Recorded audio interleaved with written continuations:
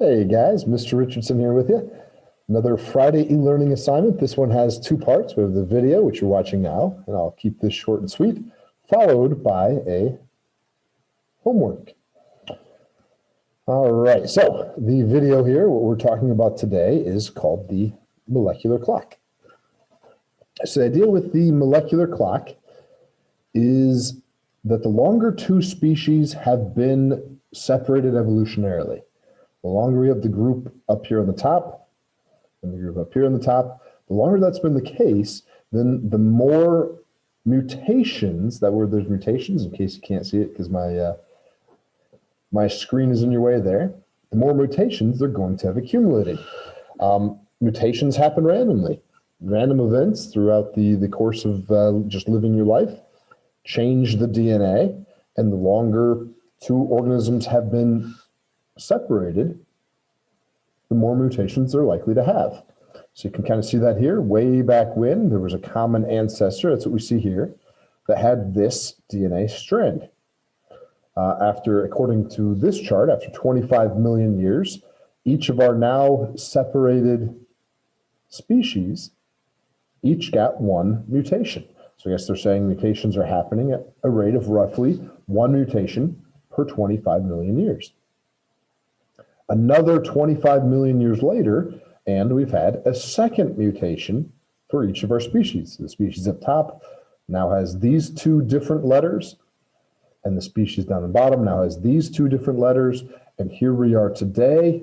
We can now take a look at this animal or this species DNA sequence, and we can compare it with this species DNA. And we can say, hey, look, we've got four differences. If mutations are happening at a rate of 25 million per mutation, that means they last shared a common ancestor 50 million years ago. So we're able to look at DNA sequences and figure out how long ago two species evolved from one another, how long ago they separated on the evolutionary tree. We've used these DNA sequences actually to build cladograms. So what we worked with yesterday, this should look somewhat familiar. We've got our cladograms, and we were able to say, hey, the primates and the mice have very similar DNA strands. So they're very close together on a cladogram. Reptiles and birds, they may not look all that similar with their physical appearances, so you may not normally put them on a branch together like we have them here, but according to their DNA is very similar, so we put them next to each other on the cladogram. We've actually kind of rewritten a lot of the cladograms that we've had for hundreds of years. Before we knew much about DNA, and you got to remember, it's only been really since the 1950s and 60s that we knew much about DNA, and really only since the 60s and 70s and 80s that we've really sequenced DNA and been able to take a look at the entire genome of an entire species. It's only been in the last 30 to 40 years that we've been able to analyze DNA. So before, all we could do is base animals on their physical attributes, which is what you guys did with the frogs yesterday. And we might have had a cladogram, something like this, where we thought, hey, pigs and hippos, they look pretty similar, don't they? So we're going to put them pretty close together on the tree. Well, we've actually rewritten several cladograms based on DNA sequences. And for instance, we found that pigs and hippos are not nearly as close together as we thought. Even though they look similar, they appear similar, they have a lot of similarities physically, their DNA is not nearly as close as we thought. So we've kind of spaced them out a little bit more. So kind of combining the two things we've talked about today, hopefully you guys can see that with the screen there.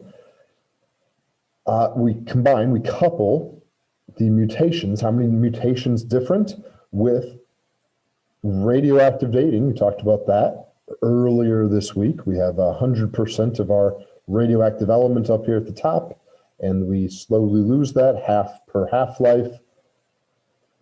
So coupling those two together, we've actually been able to figure out a clock based on DNA differences. And you saw it in that first slide where I was saying every 25 million years we have a difference, a mutation.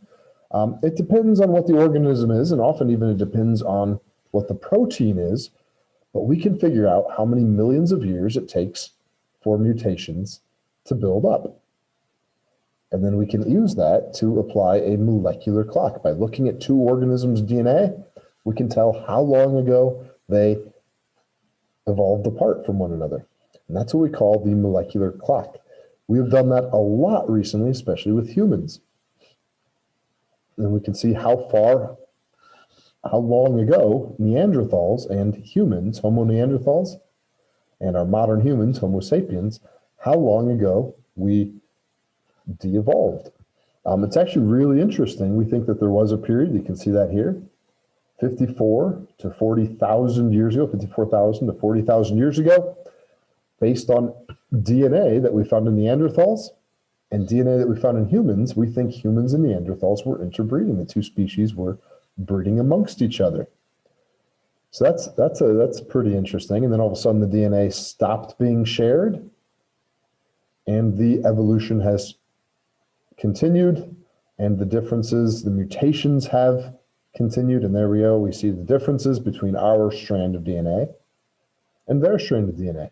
And so we're able to say how long ago we interbred versus how long ago we actually split apart from one another.